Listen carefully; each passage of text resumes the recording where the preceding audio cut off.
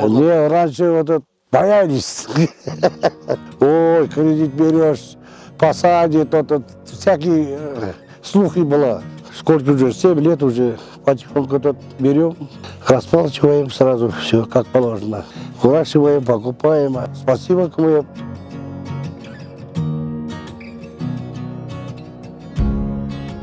Фермерством занимались, все. Выращивали? Выращиваем, потом продаем, покупаем, не хватает.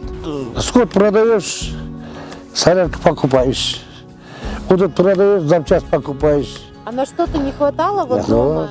Там, я не знаю, что-то купить для дома, ремонт сделать, Да. или там на еду банально, на что-то не хватало?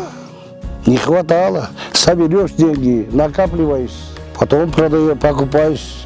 А так не хватает, конечно. А сейчас есть, год есть, немножко.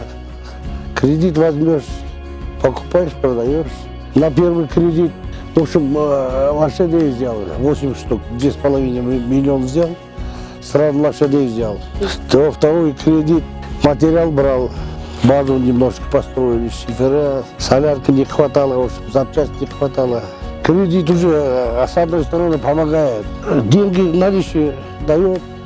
Что надо, пойдешь покупаешь, корм надо покупать, сена не хватало, сена покупал. Вот последний вот этот трактор пресс купил, комбайн надо взять, еще один трактор хочу покупать. Я на нем работал 20 лет, сейчас теперь уже старый, стал новый, покупаем теперь потихоньку. Спасибо кому, сколько уже, 7 лет уже потихоньку тут берем, расплачиваем сразу, все как положено. План новый, работать если. Весной так опять будем брать КМФ. Например, это надо базу по-новому строить надо.